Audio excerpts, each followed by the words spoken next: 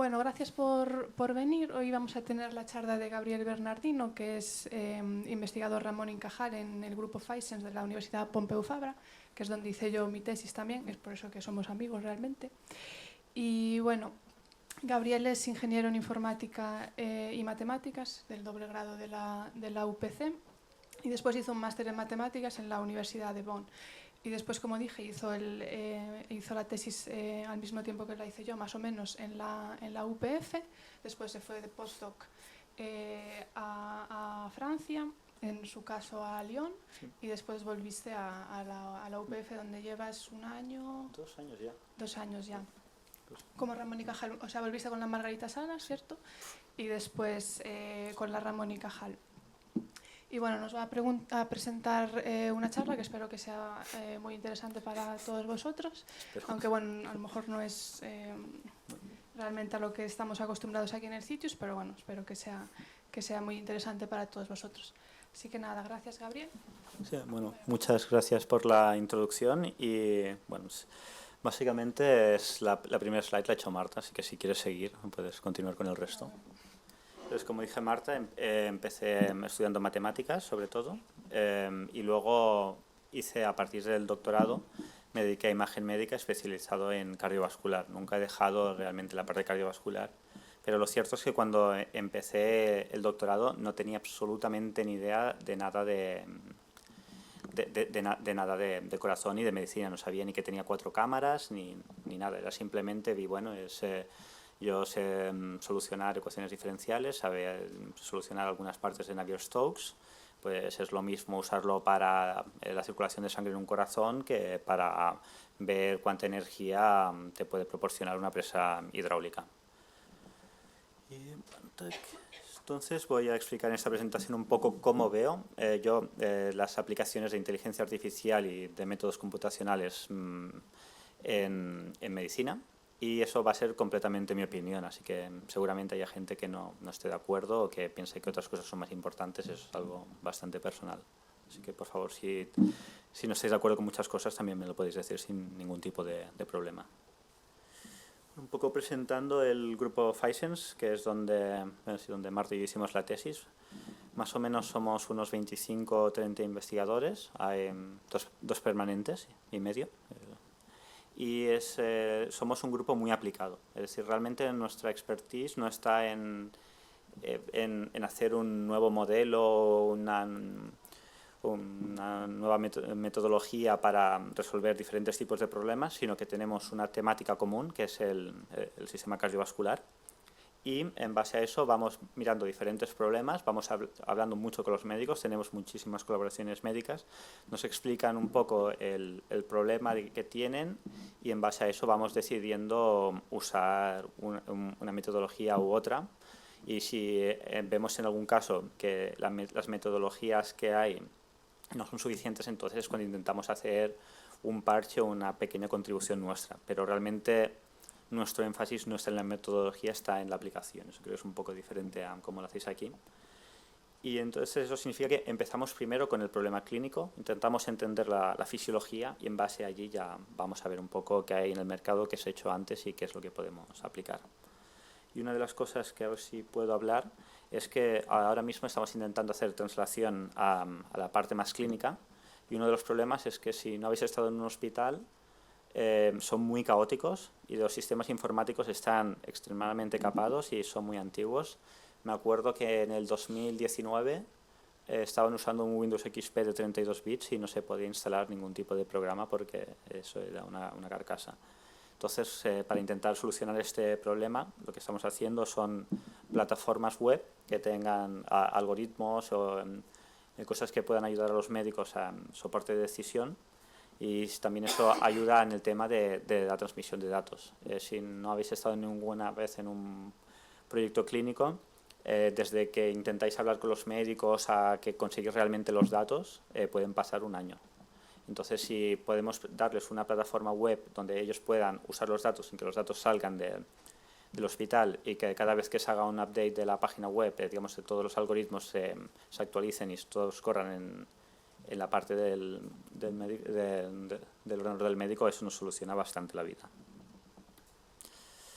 Bueno, ahora mismo mi investigación es básicamente, a mí lo que me interesa es mucho la fisiología y yo veo los métodos computacionales es como una manera que nos permite analizar la fisiología de que los médicos aún no la han visto. Es decir, tenemos tipos de datos muy complejos y para eso necesitamos también a veces muchas técnicas muy complejas o más complejas para analizarlos.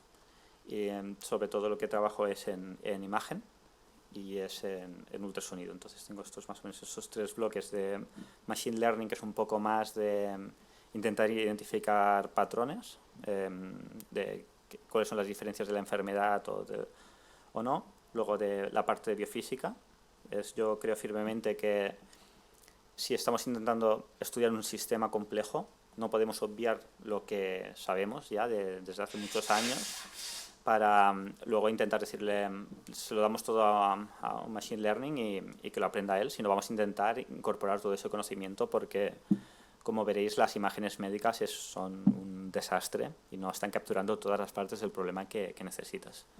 Luego el último bloque es la parte, digamos, más clásica de cuando se habla de análisis de imagen médica, de segmentación, registro, etcétera, etcétera, que no es lo que más me interesa, pero bueno, alguien lo tiene que hacer. Y bueno, eso es un poco volviendo a lo de la segmentación, es cuando vais a conferencias de Medical Image Analysis, etcétera, etcétera, lo primero que sale, sale sobre todo, es segmentación, segmentación, segmentación. Segmentación es, si tú tienes una imagen médica, es identificar los órganos, las estructuras relevantes. Y eso ha sido un problema durante bastante tiempo y ahora, gracias a las redes neuronales, se puede solucionar bastante. Entonces, la principal idea es que simplemente con un mismo algoritmo, que es básicamente la UNet o la non-UNet o algo así, podemos, cambiando los datos, segmentar el pulmón en CT o una eco cardíaca o biometría. Entonces es un gran avance tecnológico que requiere mucho esfuerzo y es a lo que se ha dedicado muchísimo tiempo en los laboratorios de imagen médica. Sin embargo, si vamos a la parte de decisiones, realmente no estamos enfocando todo el espectro de decisiones clínicas. Por ejemplo, hay unas partes que son más de percepción, que es básicamente lo que estamos usando para inteligencia artificial, que es todos los dispositivos médicos de resonancias, etcétera, etcétera, usan bastante Machine Learning para intentar optimizar la adquisición, obtener imágenes más bonitas, etcétera, etcétera. Y luego, Feature Extraction es, le preguntamos a los médicos qué es lo que quieren medir y nosotros lo medimos automáticamente. Eso está bastante limitado, es decir, el riesgo es limitado porque nosotros nos limitamos a decirle a hacer lo que el médico nos ha pedido. Si el médico se ha equivocado al pedirlo, ya es cosa suya, nosotros no tenemos tanto impacto en la decisión final. Y si vamos a las partes que realmente un médico, o al menos un médico bueno, no es simplemente una máquina que se ha memorizado las guías clínicas y te mira este valor, está dentro del umbral, sí, no, sino realmente intenta incorporar muchos tipos de información y en base a eso tomar una decisión. Pero por ejemplo, si la guideline te dice que si una cierta variable mayor de 105 significa que está enfermo, eso no significará que si un paciente tiene 104,9 está perfectamente sano, o si tiene 105,1 ya está enfermo, depende mucho del paciente. Entonces el médico tiene que combinar los datos, tiene que interpretarlo y tiene que incorporar también, digamos, fuentes de información que son un poco más cualitativas y desafortunadamente eso es en base a la experiencia, dependerá también de la población, etcétera, etcétera, etcétera. Estamos intentando usar Machine Learning para intentar mejorar este tipo de decisiones, pero no es nada fácil y allí ya empiezas a tener muchísimo más riesgo de biases o de que los algoritmos no funcionen, etcétera, etcétera, etcétera. Y lo último, que ya es, digamos, del futuro, es simplemente una máquina que nos olvidamos del médico, le pasamos todo y ya pues, directamente tiene las imágenes y ya directamente él decidirá lo que sea relevante o lo que no. Entonces voy a hablar un poquito de cardiología.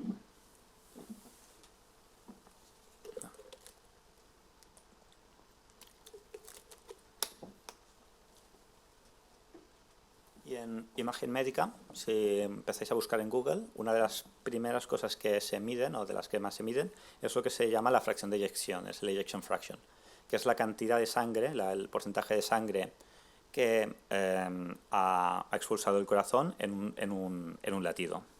Eso simplemente coges el corazón, básicamente se están llenando, estos son los ventrículos. Son la parte que expulsa hacia, bien en rojo es hacia la parte sistémica, hacia la circulación sistémica, y en azul hacia la pulmonar, se van llenando y luego se contraen, se llenan, se contraen, se llenan, se contraen. Entonces el volumen sube durante el llenado, baja durante la eyección. Y si miramos la diferencia, digamos el ratio entre el máximo y el mínimo, tenemos la cantidad de sangre que se ha expulsado. Y eso te da una idea de cómo de bien está latiendo el corazón. Y si es muy baja, entonces ya se sabe que el paciente tiene problemas. Y esto es una curva de supervivencia. Se ve que los que tienen una fracción de eyección más baja mueren más. Si no tienes suficiente sangre, no puedes vivir bien. Entonces, cuando se empezaron a hablar con los ingenieros, etcétera, etcétera, vale, tenéis la fracción de eyección, es algo que podéis calcular desde imágenes, pues simplemente si tenemos una secuencia de imágenes de ultrasonido, podemos hacer la segmentación de las cámaras, cuánto es más grande, cuánto es más pequeña, medirlo, aquí tenéis el índice. Eso es una posibilidad, pero sin embargo, una de las cosas que tenemos que pensar es ¿por qué estamos cuantificando esto? Y básicamente esto es la primera medida cardíaca que se describió sobre la función. Y está basado en papers de hace 100 años. Eso es la primera referencia que encontré, pero antes había gente que estaba investigando. Pero es que eso es que la primera residencia y eso es un manual. Es decir, es un manual, significa que ya se estaba haciendo antes, que te describe cómo medir el tamaño del corazón con radiografías con contraste. Podemos imaginar que las imágenes médicas han mejorado muchísimo. Y lo que al principio, que fue un avance gigantesco de decir, hemos pasado simplemente de la visualización a simple vista, un poco de la intuición del médico, a tener algo cuantitativo con las herramientas que tenían hace 100 años, es un paso gigantesco. Pero sin embargo, ahora, 100 años después, con ultrasonidos que son mucho más precisos que una radiografía con contraste, nos permiten hacer trabajar con otros índices, sin embargo, nos estamos limitando a lo que nos están pidiendo los médicos, porque los médicos tampoco saben exactamente de las capacidades de lo que les podemos ofrecer. Y evidentemente, una de las cosas de las que siempre me quejo es de que estamos usando thresholds que fueron básicamente decididos por una serie de médicos muy expertos que se reunieron en una sala como esta y decidieron, a ver, ¿quién cree que el ejection fraction menos de 50 significa ya que está muy mal? Pues vamos a votar. Entonces, si os fijáis, todos los thresholds esos de normalidad son como números muy memorizables. Son 105, 50, 35, 60. Eso es también porque venimos de una época en la que los médicos no tenían tampoco los soportes de decisión de simplemente tener una máquina que les diga exactamente está por encima del threshold, ¿no? Entonces van a intentar memorizarlo. Les van a hacer la vida más fácil dándoles cifras que sean fáciles de memorizar. Y luego, otro problema es que a veces se están definiendo patologías. Por ejemplo, es la fallida cardíaca, no sé cómo se dice en castellano, fallida cardíaca o fallo cardíaco, castellano.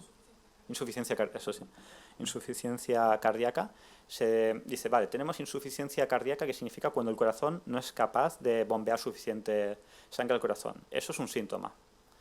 Y entonces la están partiendo en base a la fracción de eyección, si tienes una fracción de eyección normal o si no. Es decir, lo están partiendo en base de algo que podemos medir en una imagen.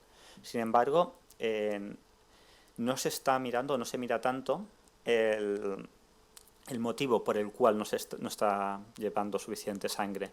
Y eso no tenemos tanto que mirar un índice o algo que nos están pidiendo los médicos que calculemos, sino tenemos que pedir exactamente, tenemos que mirar lo que le podemos dar a los médicos. Y una última cosa.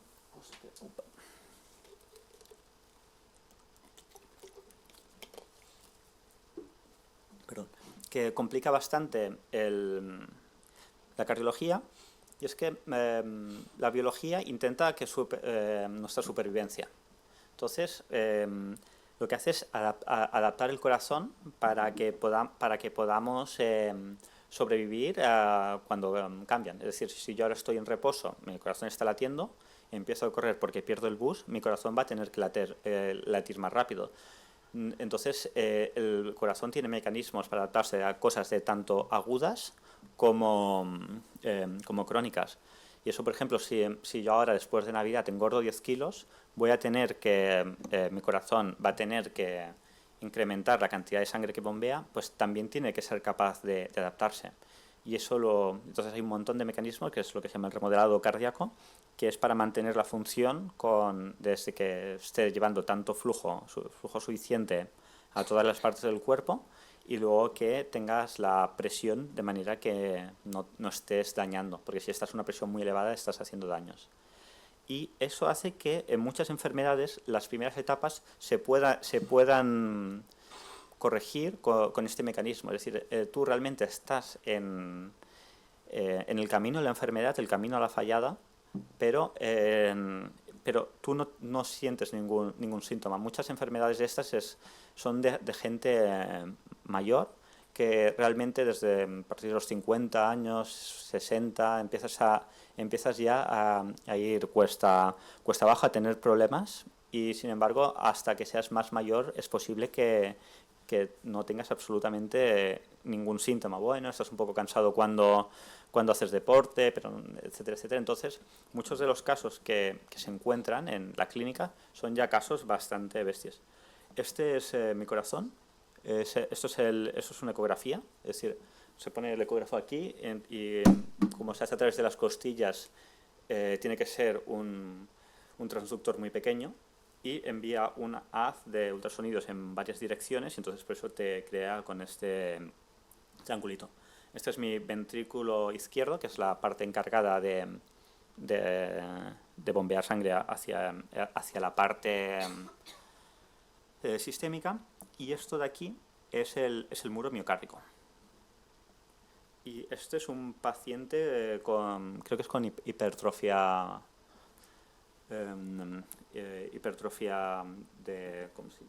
por hipertensión, tiene hipertensión, entonces el corazón tiene que bombear más fuerte porque tiene que vencer la presión de la arteria, que es superior. Entonces, pues por eso se hace más músculo, porque el músculo es lo que está haciendo la contracción. Entonces, si ves las diferencias entre estos dos, a la mínima que hayas visto un par de ecografías, ya puedes ver que esto es muchísimo mayor que esto. Eso, realmente, diagnosticar casos ya severos que empiezas a tener síntomas, realmente no es tanto un problema. Sin embargo, el problema es cuando pasas de identificar antes de que empieces a tener síntomas. Es decir, aquí tenemos MYH7 es una malformación genética. Entonces, este es un señor que es positivo, pero aún tiene un corazón relativamente normal. Y no sé si... Bueno, es que la ecografía, la verdad, lo reconozco, es bastante feo, y si no lo habéis visto antes es difícil de entender. Pero este corazón se mueve mal. Y aquí en medio tienes corazones que son raros, pero no sabes exactamente, no llegan al extremo de de un corazón claramente patológico. Entonces, diferenciar estos corazones de en qué etapa estás, qué pasará dentro de 10 años, porque a lo mejor algunos de estos a lo mejor pasan toda su vida, tienen un corazón raro que se mueve de manera anómala, pero nunca llega a ser un problema significante. O otros que parecen más normales, al cabo de 10 años necesitarán un trasplante. Intentar entender esta zona y ser capaz de detectarlo es un gran problema, y además las anomalías, al ser más flojas, los índices médicos que encontraremos en la literatura no van a funcionar muy bien porque están preparados para ver casos que son clarísimamente anormales.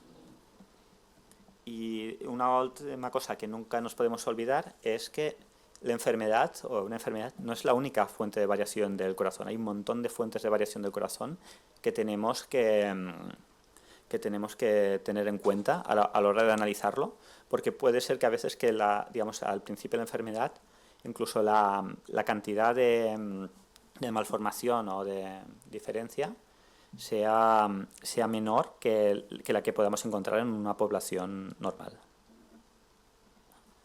Entonces, básicamente, mi approach de Machine Learning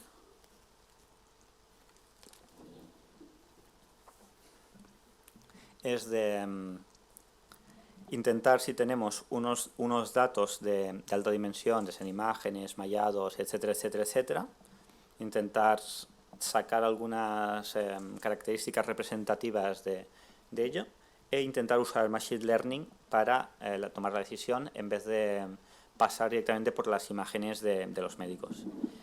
Mi hipótesis principal es que podríamos ser capaces de capturar patrones de enfermedad más característicos. Sin embargo, eso tiene los problemas de que tenemos mucho ruido, pocos datos y mucha variabilidad de confounding que no es necesariamente capturada por el modelo, se puede confundir. Entonces es una cosa que tenemos que tener mucho cuidado.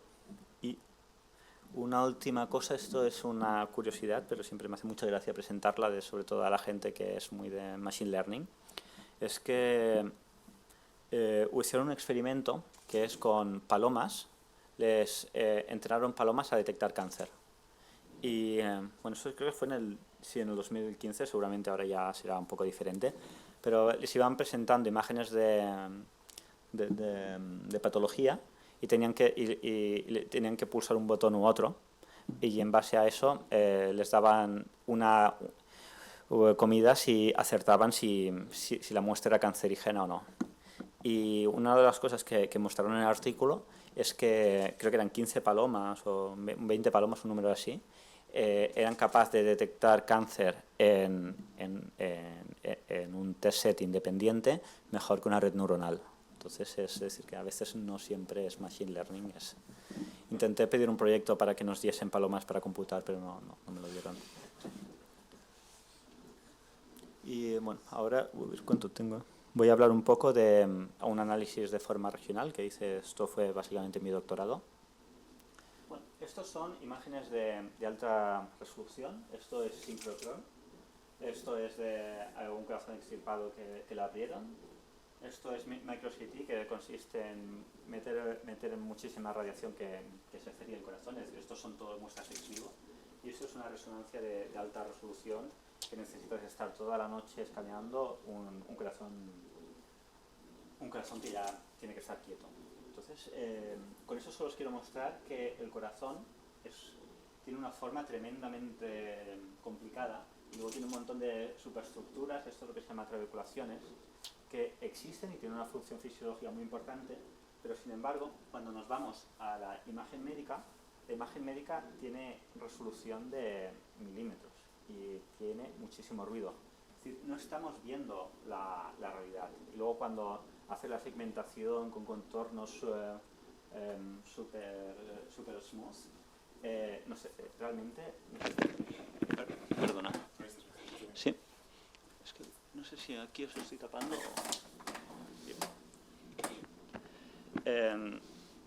Entonces, las imágenes médicas que tenemos son solo una pequeña representación, una vista de la realidad, pero sin embargo nos estamos perdiendo muchísimo detalle que es importante. Eso siempre lo tenemos que tener en vista, de que los datos que tenemos no son perfectos, van a tener un bias intrínseco en el sentido de que no vamos a poder capturar toda la parte. Y esto es un poco volviendo al tema del remodelado. Aquí tenemos otra vez mi corazón y diferentes tipos de remodelado que hacen incrementar el músculo. Sí, y esto lo que pasa es que cada enfermedad tiene una patofisiología diferente, tiene una causa diferente, y eso hace que den patrones diferentes. Es decir, si calculamos el tamaño del músculo, es decir, podemos hacer la segmentación, delinear por aquí, vamos delineando por aquí, y podemos calcular el volumen, pues entonces en este caso podemos sacar una medida de la masa, del volumen del músculo cardíaco, y en todos estos estará fuera de las tablas con respecto a lo que esperaríamos de una población normal. Pero sin embargo, si queremos diferenciar el tipo de enfermedad, tenemos que mirar no solo, digamos, el número global, sino también tenemos que mirar la forma. Y sin embargo, en los médicos lo que les gustan son medidas básicas, y eso hace que muchas cosas no sean capaces simplemente con estas medidas de diferenciar. Y finalmente otra cosa que quería decir es que si queremos definir cuál es un corazón patológico, qué es un corazón anómalo, tenemos que primero definir qué es un corazón normal. Y la verdad es que esto es una pregunta bastante difícil, porque no hay un único corazón normal, sino que hay un montón de cosas que pueden afectar la forma del corazón, que se puede hacer confounding, y sin embargo sean cosas como perfectamente fisiológicas, no hay absolutamente nada raro. Hay gente que tiene los brazos más largos, otra que los tiene más cortos, hay un cierto rango. Y entonces, si queremos diferenciar la enfermedad, tenemos que tener en cuenta también estas cosas. Uno de esos ejemplos es el atletismo. A los que hagáis mucho deporte, hay malas noticias. La gente que son triatletas tienen de 4 a 7 veces más posibilidades de tener una muerte cardíaca súbita. Hacer deporte cambia el corazón y no siempre para bien. Y también una de las cosas es que incluso a los que los cambia para bien, esto es un corte axial del corazón, es decir, y esto es la masa miocárdica de un control y de un atleta. Veis que en el atleta es mucho más grande, tiene mucha más masa. Entonces, uno de los problemas que hay es, si le haces una resonancia a un atleta, quieres saber si tiene la masa que le toca, porque que ya vamos a saber que va a ser incrementada respecto a una población normal, o si tiene alguna patología que le hace aumentar la masa cardíaca. Y entonces, por eso es un tema que se ha estudiado bastante, y yo lo que hice es aplicar Machine Learning para ver lo que salía. Entonces, lo que hicimos fue, si teníamos una serie de imágenes de corazón de resonancia, pues para cada uno hicimos segmentación, sacamos para cada uno un modelo geométrico, y lo que hicimos era mirar las diferencias. E intentamos mirar las diferencias con edad, género y superficie de área corporal, que es una de las cosas que está más relacionado con el tamaño del corazón. Entonces, para lo que no sepáis, shape analysis es una cosa que se hacía mucho a finales de los 90, principios de los 2000, ahora ya no tanto. Y es básicamente si tienes mallados que están en lo que se llama correspondencia punto a punto, es decir, que todos los mallados tienen exactamente el mismo número de puntos y los podemos identificar más o menos, que el punto número 23 del corazón de un individuo corresponde con la misma anatomía del segundo individuo. pues podemos expresar cada mallado como un vector y podemos empezar a hacer PCA o cosas así que nos permitan expresar la variabilidad. Entonces, por ejemplo, esto es lo que se llama un modelo estadístico de forma, que decimos que cada individuo está representado por una media, y luego tenemos diferentes modos de deformación que tienen la mayor variabilidad de la población, y con eso pues, ya podemos asociar cada shape con un número, y con un vector, perdón, y ya podemos empezar a hacer machine learning. Por ejemplo, bueno, esto igual.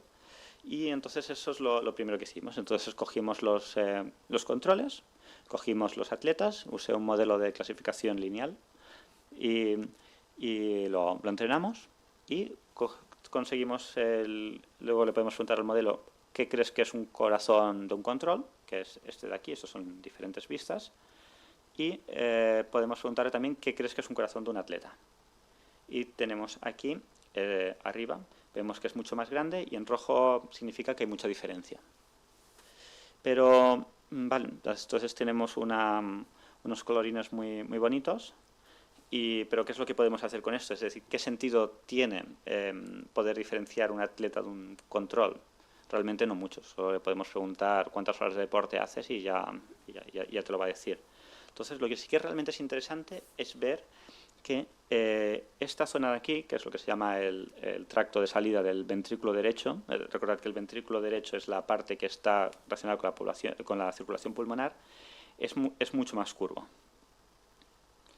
Y eso lo que nos permite hacer es lo que se conoce como la ley de Laplace. No sé si alguien ha hecho ingeniería o física, tal vez lo conozca. Básicamente es la misma que sabemos de tuberías.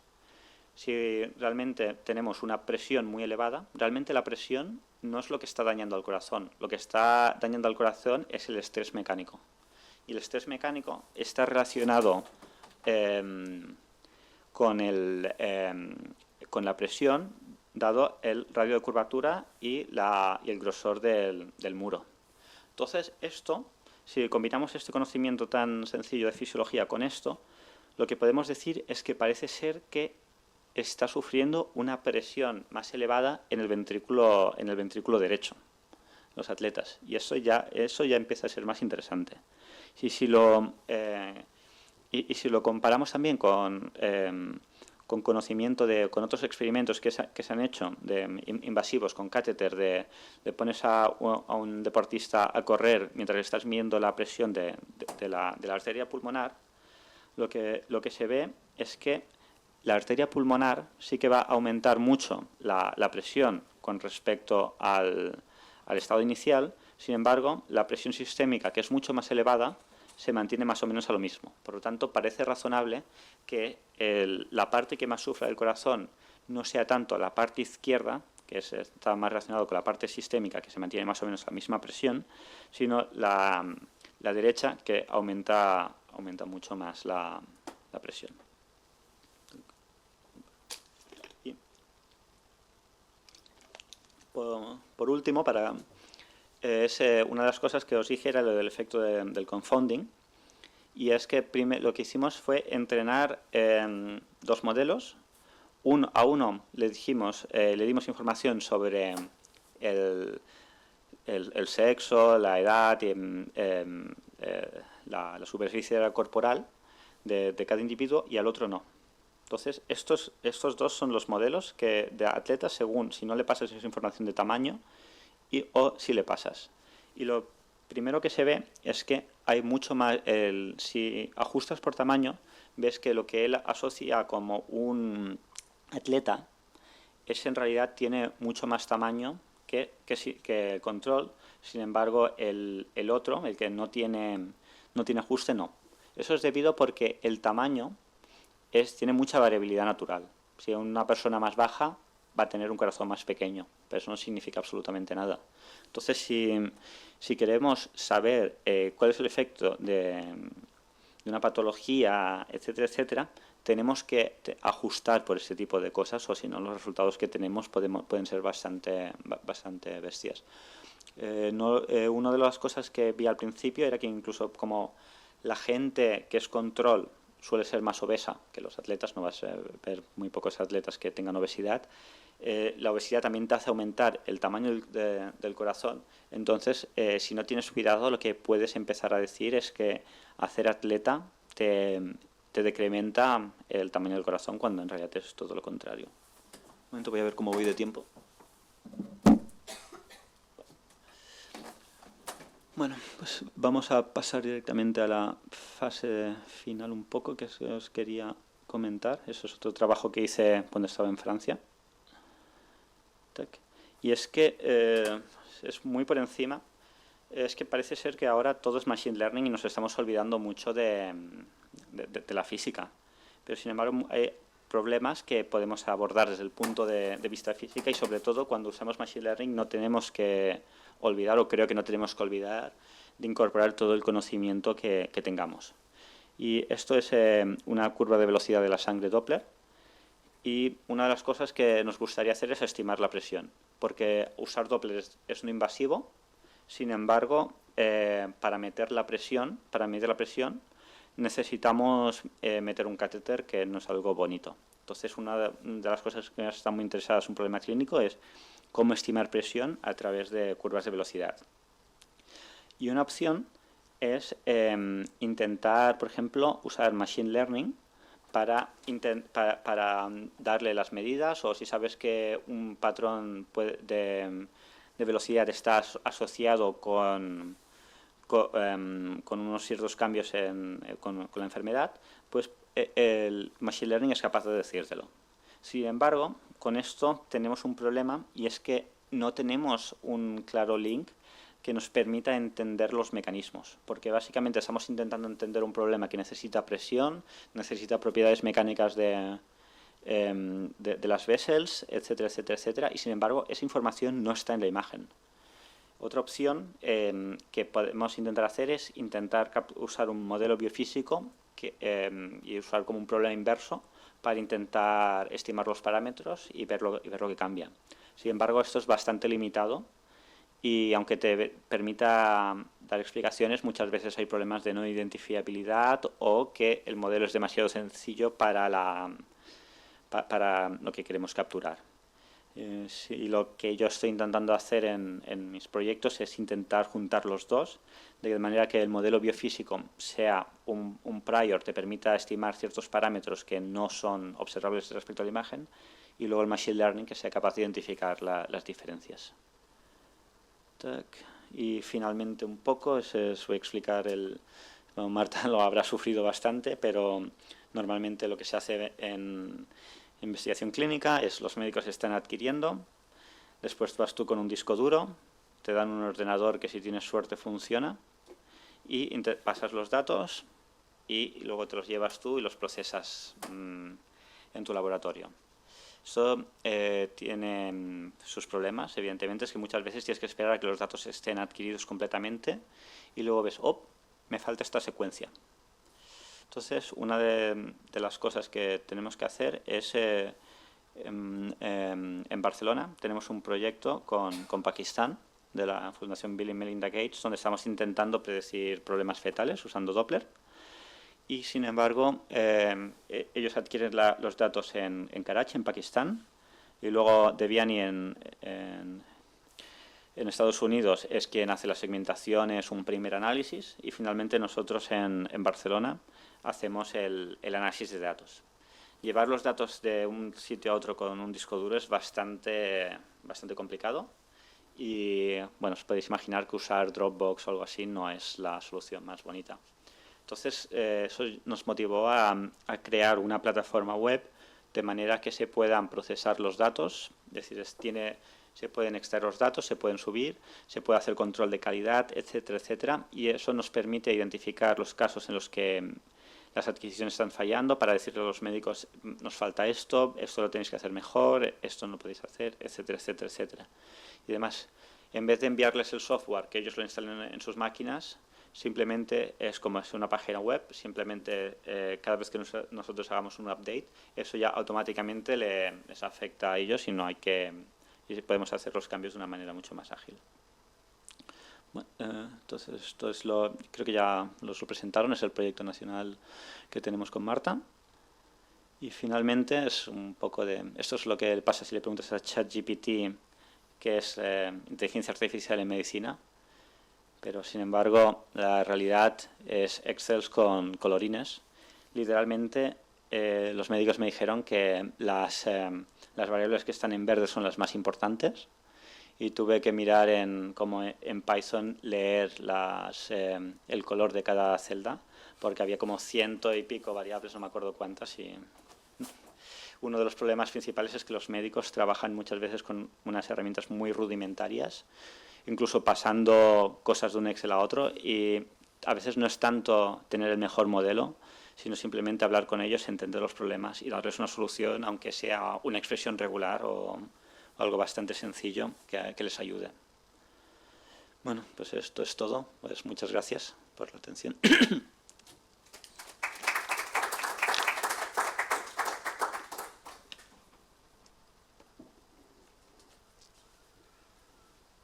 Gracias, Gabriel. ¿Preguntas?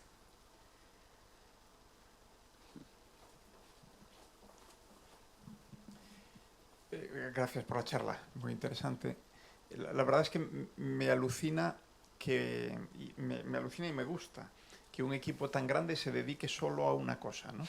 Bueno, Sí, pero una cosa sobre la que todavía entiendo que ignoramos mucho. Pero es que, bueno, es más sencillo que esto, porque incluso digamos, lo que es la mecánica de fluidos tiene muy poco que ver con electrofisiología, es decir, estamos en una cosa muy concreta de una cosa. Sí. Yo mi tesis la hice ya lo que pasa es que era procesado de señal, no hacía, digamos, no llegaba a este nivel de detalle, de comprensión y de simulación de lo que podía ser flujos, sangre en corazón, etcétera, ¿no? Ni análisis de imagen. Yo no trabajaba en análisis de imagen. Pero eso, aquello ya fue hace casi 40 años. O sea que el corazón se sigue estudiando e investigando por fortuna, ¿no?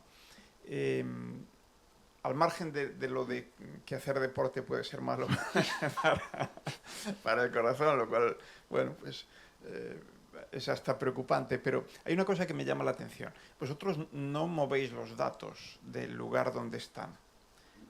Habéis desarrollado, digamos, una aplicación soportada sobre web y ahí procesáis los datos sin que se muevan del hospital o de la unidad hospitalaria, etcétera. ¿Cómo hacéis esto? Bueno, hay varias opciones. Una, digamos, de más a menos. Digamos, la menos es invasiva en cuanto a privacidad. Si tenemos un acuerdo de transferencia, nosotros les podemos proporcionar servidores, y estos tienen como una manera segura, de manera que solo las personas que estén autorizadas puedan acceder, pero los datos físicamente, la copia, está en nuestros servidores. Otra opción es que ellos tengan un servidor con Amazon Web Services y que tienen certificaciones, etcétera, etcétera. Entonces ellos los suben allí, es decir, nosotros, digamos, la plataforma lo que les hace es el link entre Amazon Web Services y su ordenador. Claro, entonces los mueven a la nube. Es decir, esa es una opción. Y luego otra opción es que ellos tengan su propio servidor, porque ahí, por ejemplo, trabajamos con un hospital pediátrico, y ellos dicen, no, los datos no se pueden mover de aquí. Entonces, tú les puedes tener los datos que estén en local, completamente.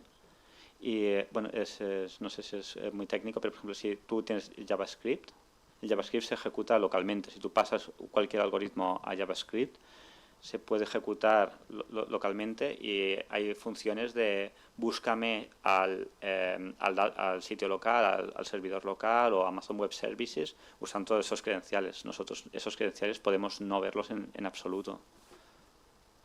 Lo que pasa es que eso lo entiendo.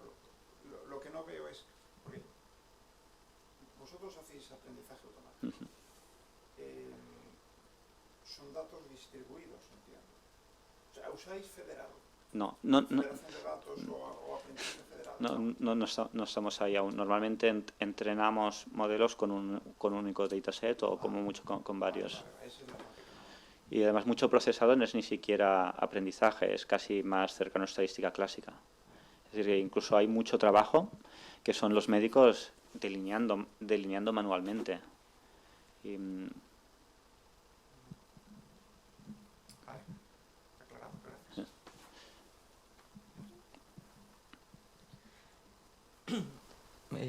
Muchas gracias por la charla, Gabriel, muy interesante, me pareció. Del primer comentario que hacías sobre Navier-Stokes, y viendo los ejemplos que pusiste de modelización del corazón, me surge una duda que es, comentas las limitaciones que hay en cuanto a métodos para poder ver distintos corazones y tener una imagen completa de lo que es un corazón sano y un corazón con una patología. Pero cambiando el foco a la parte más de modelización, la pregunta es si quedan retos abiertos en términos pues, de poder, no sé, no tengo ni idea de este dominio, entonces, pero de la forma en la que tenemos ahora pues, los métodos de elementos finitos o la forma en la que podemos estudiar los fluidos en esas cavidades con, bueno, tan particulares, ¿existen retos abiertos, digamos, en un corazón que podemos guardar en un laboratorio? Bueno, yo me preguntaría más si se ha solucionado algo. Pero, por ejemplo, uno de los problemas es que, primero, los datos. Si tú quieres un mallado de elementos finitos, etcétera, etcétera, etcétera, vas a necesitar la geometría súper detallada. Y en imagen médica muchos detalles no los vas ni a ver. Cosas como la contracción cardíaca, es de contracción de un músculo. No sabes exactamente cuánto, porque muchos de los experimentos son experimentos de fisiología, ni siquiera con humanos, con perros que se hicieron hace 40 años. Es decir, todo tiene un margen de error increíble. Luego también el corazón no es algo independiente, es cómo lo conectas. Y toda la circulación, toda la microcirculación son cosas que no tenemos ni idea. Entonces la pregunta es, con tanto, y eso sin hablar de ya, digamos, de problemas de solver, etcétera, etcétera. Con tanta variabilidad, o incluso es que una cosa es, si tú les pones unas condiciones, es decir, a qué presión está trabajando el corazón, eso te va a cambiar si tienes frío, si tienes calor, si estás nervioso, si no, con tantísima variabilidad. Que puedas predecir algo es casi magnífico. Entonces, normalmente los trabajos que se han hecho de simulación es con una pregunta concreta bastante, sobre todo a nivel de dispositivos, de si yo meto un dispositivo aquí, qué presión va a hacer, etcétera, etcétera, etcétera. Pero tienen un margen de error muy, muy, muy, muy grande. Por puntualizar, entonces, el problema desde el punto en el que se aborda es desde el de tener suficientes datos de calidad más que y va más a los solvers o a los métodos concretos si queda mucho trabajo por hacer en ese sentido o si... Yo creo que, bueno, posiblemente sí, pero lo que pasa es que, decir, a lo mejor pasar de un método bueno a un método peor, a lo mejor te cambia un 1% el error, la precisión, o lo que tienes ahora. Puedes tener fácilmente un 20% por datos o por cosas que te estás inventando. Porque no puedes tener toda la circulación entera de todas las vessels. Si miras, por ejemplo, los riñones, tiene una microcirculación de que se dobla, no puedes llegar a la escala micrométrica. Y cualquier dato que saques van a ser ex vivo, va a haber un cambio fuertemente. Muchas gracias. Sí, sí. Una cosa, sobre esto que estás diciendo. O sea, la influencia de la calidad de los datos dices que es mucho más importante que lo sofisticado que pueda ser el método después de tratamiento. De elementos finitos, sí. Sí. Entonces, ¿cómo garantizáis la calidad de los datos? Por ejemplo, ahí tenéis... Sí, pero tenéis que tener... Quizás no la podáis garantizar, pero tenéis que tener algún método objetivo de medirla. Porque si no, estáis trabajando a ciegas completamente. Es que si yo te mido ahora el corazón y te lo mido mañana, puedes tener un cambio de un 5%. Ahí se usa lo que se llama el gold standard. Se dice, vale, la medida más precisa que tenemos es de la resonancia. Y entonces, digamos, todo lo que se hace se compara en base, por ejemplo, en si estás midiendo volúmenes, etcétera, con resonancia o para algunas cosas. Pero eso pero el problema es que, y es uno de los problemas es que tenemos que intentar dejar de pensar que un valor es un valor. Es decir, tú tienes un corazón que va cambiando. Si tú estás quieto, tienes estás comiendo, acabas de comer, mucha de tu sangre se va a ir al estómago, etcétera, etcétera. Eso te va a cambiar el volumen cardíaco. Entonces, no puedes tampoco, digamos, manera que es, hacemos un scan de alguien, luego lo descuartizamos y le medimos el corazón. Es que incluso eso va a ser invasivo, no vas a poder tener la... Bueno, depende de quién descuartice. Sí, entonces, pues, al final si es gold standard, cosas que están relacionadas con reproducibilidad y luego con phantoms. Pero que si tú puedes ver un phantom y puedes ver exactamente, porque si lo conoces bien, qué es lo que te está midiendo la máquina. Pero ahora se hace mucho con cosas in silico. Es decir, tú tienes un simulador de ultrasonidos, etcétera, etcétera, pero claro, también tienes el error del simulador, que estás asumiendo muchas cosas que en la realidad no. Es decir, realmente sí, estamos a ciegas y yo creo que es una cosa que no va a cambiar en los próximos años.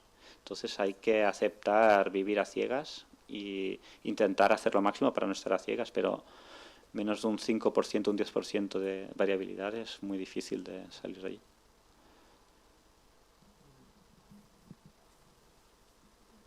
No digas a ciegas, Gabriel, dice que se puede mejorar, pero a ciegas. Bueno, a ver. Sí, pero... ¿Tenéis más preguntas? ¿No? ¿Tú recomiendas hacer deporte o no? Bueno, Hacer poco, con mesura. Eso realmente es una... Es decir, yo he dicho triatletas. Es decir, hacer nada de deporte está muy mal. Hacer un poco de deporte moderado está muy bien, pero es la gente que corre ultramaratones, etcétera, etcétera, está... corredores de una vez al mes, ¿no? Y que lo dan todo. No, pero por ejemplo, es lo que se estaba viendo mucho es con ultra trail. Es decir, para hacer este estudio no podíamos ir a corredores de maratón. Tenemos que ir a triatletas, a los que hacen una maratón, no sé cuántos de bici y no sé cuántos de nado. Y estos son gente que creo que de media era de ejercicio, creo que son 20 horas de ejercicio, es decir, sin contar calentamientos, sin contar nada de estiramientos, desde 20 horas de ejercicio duro a la semana, durante los últimos, creo que 3 años, 4 años, 5 años, algo así. Es decir, es mucho deporte. ¿Cuántos teníais de esos triatletas? 100. Sí, pero le murieron muchos. Bueno. Claro, le quedaron 20. Bueno, hola, nada, bueno, yo también estoy en el proyecto con Marta, el que habéis empezado, que yo creo que no lo explicaste ningún día. No, bueno, o sea que... bueno, entonces mi pregunta es, aparte de este proyecto, que ya lo explicaremos otro día, ¿en qué retos estáis ahora, ¿no? En la parte de cardiología? Porque, bueno, explicaste muchas cosas que ya habías hecho, esto de los deportistas. Bueno, yo ahora estoy más bien en la parte fetal. Entonces estamos intentando entender varias enfermedades, la coartación aórtica, es decir, el problema fetal es aún más divertido porque son más pequeños, se mueven más rápido, es decir, tienes imágenes que son peores y te cambia más a lo largo del tiempo. Entonces, lo que pasa es que cuando empiezas a tener enfermedades, el flujo se va redistribuyendo, porque tienes conexiones, porque no tienes pulmones, entonces todo viene de la placenta, es un sistema como completamente diferente, y es intentar ver, y uno de los problemas es que esas redistribuciones permiten que en algunas enfermedades el feto vaya creciendo de manera correcta, pese a tener un corazón que en la vida después del útero no va a ser factible, va a tener muchos problemas. Entonces es intentar identificar redistribuciones de flujo. Y luego otra cosa que estoy intentando hacer es la parte maternal de la placenta, es decir, cómo afecta problemas maternales, cómo se está relacionada la parte maternal con la parte fetal. Sí. Interesante. O sea, esta sala solo con fetal. Sí, creo que sí. A lo mejor me queda algún proyecto un poco así colgando, pero... Vale. Bueno, pues nada, si no hay más preguntas, bueno, muchas gracias a todos por venir. Y nada, gracias a Gabriel sobre todo por venir también en esta visita express.